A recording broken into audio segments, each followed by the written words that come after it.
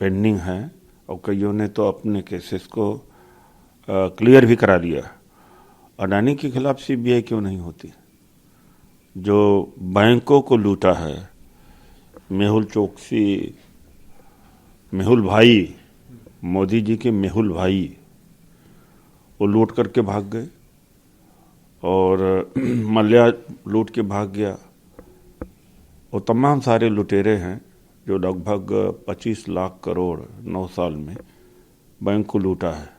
उनके खिलाफ सीबीआई तो काम करती नहीं, ईडी काम करती नहीं। और विपक्ष के खिलाफ जो आरोप लगाया था महुआ मोइत्रा का कि कैश फॉर क्वेरी, अभी तक तो कोई प्रमाण है नहीं, लेकिन एक हरेसमेंट और डिफेम करना, डिमोरलाइज करना सारे विपक्ष को, इसलिए सारे विपक्ष को एक हो करके इनको हटाने की जरूरत है, वरना ये संविधान दिवस आज है, संविधान खतरे में।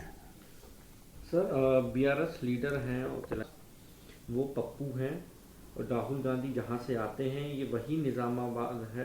राहुल गांधी जहां आज पहुंचे हैं वही निज़ामाबाद है जहां पर उनके ग्रेट ग्रैंडफादर ने फोर्स मैरिज जो है वो इंट्रोड्यूस किया था आंध्रा और तेलंगाना के बीच में। और लोग फुली अवेयर हैं कांग्रेस के इतिहास के बारे में। वो करप्शन की बात ना करें, लोग उन पर हंसे।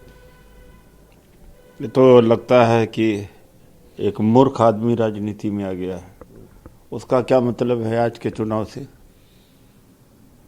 तो कॉलेज में पढ़ाई जाने वाली बात है, स्कूल में पढ़ाई जाने वाली बात है। तो महामूर्ख आदमी केटीआर लगते हैं। अरे भाई, आज आप चुनाव लड़ रहे हो, तेलंगाना की क्या स्थिति है उसके बारे में चर्चा करिए ना। आप वहाँ कितना लोगों को आपने रोजगार दिया है, कृषि का कितना विकास हुआ है, इंडस्ट्रियलाइजेशन किया है, एजुकेशन की क्या स्थिति है, उसके बारे में बात करिए। और इस तरह से ऊटपटांग की बातें, यही है ना, मोदी जी जैसे ऊटपटांग की बातें करते हैं वही ये भी ऊटपटांग की बातें करते हैं। तो मिले हुए हैं और एमआईएम, बीआरएस, बीजेपी सब अंदरूनी हाथ मिलाए हुए हैं। और वो आदमी कहता है, जो आदमी दलितों की पीठ पर छुरा भोंका हो, जिस केसीआर ने, जिसके बाप ने कहा हो कि पहला मुख्यमंत्री तेलंगाना बनने के बाद दलित समाज का हुआ। अब तो बाप तो हो ही चुके 10 साल, अब बेटा की तैयारी कर रहे हैं। शर्म आनी चाहिए इन लोगों को कि किस तरह से धोखेबाज लोग जो हैं ऐसे शब्दों का प्रयोग करते हैं। सर, ये है कि वो किसको देखकर हाथ हिला रहे थे ऊपर, और राजीव गांधी ही एक पायलट थे, बाकी लोग तो क्रेडिट लेने की कोशिश कर रहे हैं। कांग्रेस भी आक्रामक है पूरी तरीके से। आश्चर्य होता है जब ये शायद अटल टनल या कारगिल की तरफ गए थे तो वहाँ अकेले फोटो खिंचा रहे थे और सामने लोग नहीं थे, पहाड़ पत्थर थे, उनको हाथ हिला रहे थे। ये लाइलाज हो गए हैं मोदी जी। और वहाँ पर ऊपर तेजस पर बैठ करके हवाओं को, पेड़ों पत्थरों को, पहाड़ आसमान को हाथ हिला रहे थे। यानी जहाँ भी देखो फोटो फोटो, तो फोटो जीवी व्यक्ति बन गए हैं। और यही नहीं, कुछ मीडिया में मैंने देखा कि तेजस पर उड़ान भरने से चीन पाकिस्तान कांप गया है। तो मैं तो ये सजेशन ही दे सकता हूँ कि तेजस की उड़ान भर लेते मोदी जी, गलवान घाटी तक और अरुणाचल तक, चाइना भाग गया होता। और कितने बार से मिलिट्री स्तर पर चाइना भारत की का एंगेजमेंट भी होता है, तमाम सारे संसाधनों की बर्बादी होती है, तमाम हमारे सैनिक लगे हैं, उसके छुटकारा हो जाता।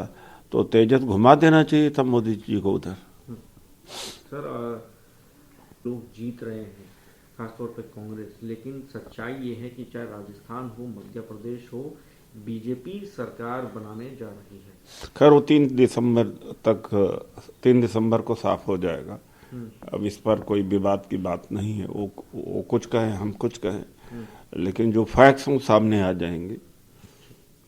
सर, इलेक्शन कमीशन ने केटी रमा एक रैली के अंदर जॉब को लेकर, जिसके लेकर उनको ये नोटिस भेजा गया। केटीआर, मेरा ख्याल है केटी रामाराव की बात आप कर रहे हैं, तो उनके खिलाफ भी कोई कार्रवाई नहीं होने वाली है। इलेक्शन कमीशन फार्सिकल बॉडी हो चुकी है, कोई कार्रवाई नहीं हुई। टीएन सेशन जैसा कमिश्नर चाहिए और सुप्रीम कोर्ट का भी ऑब्जर्वेशन है कि कमिश्नर ऐसा होना चाहिए जो प्रधानमंत्री के खिलाफ भी कार्रवाई कर सके, वो हिम्मत रह नहीं गई है।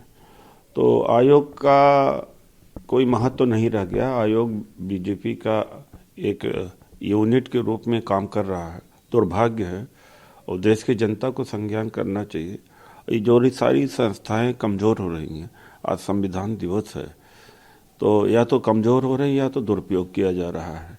ये बड़े दुर्भाग्य की बात है। तो जो कमीशन है उनके खिलाफ तो कार्रवाई करता नहीं, जो कि गाली भी देते हैं और मॉडल कोड ऑफ कंडक्ट का खुल्लम खुल्ला ऐलान कर रहे हैं। इलेक्टोरल बॉन्ड यानी चोरी से पैसा लेना, ब्लैक मनी लेना लीगलाइज हो चुका है। इलेक्शन कमीशन उस पर कोई संज्ञान नहीं ले रहा, बैठा हुआ है।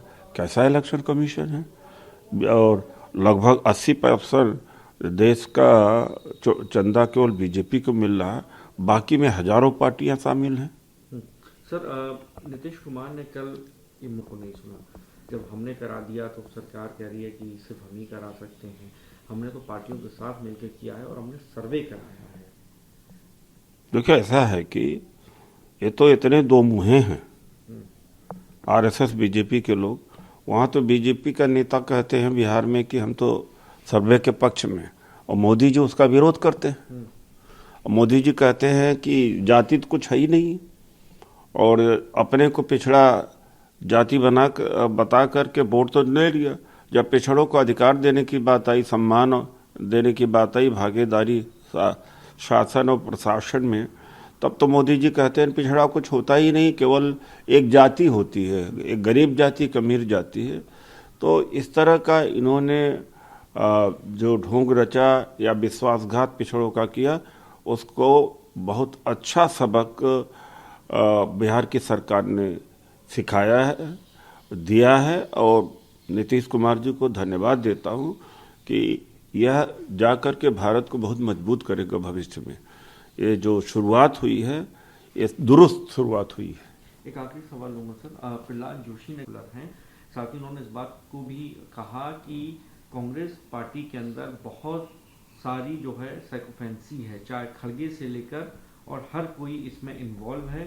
सोनिया गांधी, राहुल, प्रियंका, ये लोग ये सोचते हैं कि मोदी ही क्यों प्राइम मिनिस्टर की कुर्सी पर बैठे, ये घमंड है, और ये सोचते हैं कि नकली गांधी परिवार के लिए ही कुर्सी बनी है पीएम की। एक कहावत है कि सूप बोले तो बोले छलनी भी। जिस पार्टी के अंदर मोदी जी के मुकाबले में कोई बोलता नहीं और मुख्यमंत्री तक को भी ताश के पत्ते की तरफ फेंट देते हैं, कोई राय मशविरा नहीं होता, केवल इंस्ट्रक्शन जारी होता है, और मिनिस्टर्स जितने हैं प्रेस वार्ता भी नहीं कर सकते, पर पीएमओ से परमिशन लेना पड़ता है। वो बात डेमोक्रेसी की, परिवारवाद की कर रहे हैं। वो तो उनकी दुर्गति खुद प्रहलाद जोशी जी की है, लेकिन अपना दुखड़ा किसको सुनाएंगे? है किसी बीजेपी में किसी मिनिस्टर की औकात, किसी एमपी की औकात?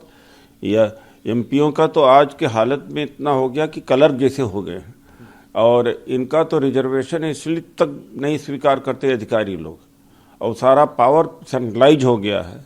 एक व्यक्ति में सेंट्रलाइज हो गया, और ज़्यादा से ज़्यादा 2 व्यक्ति में सेंट्रलाइज हो गया है।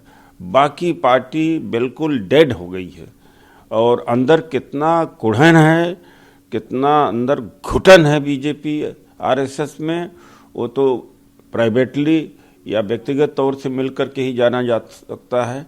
तो प्रहलाद जोशी जी अपनी दुख व्यक्त कर रहे हैं या अपनी व्यथा व्यक्त कर रहे हैं, जो उनके ऊपर गुजर रही वो कांग्रेस के बारे में बोल रहे हैं।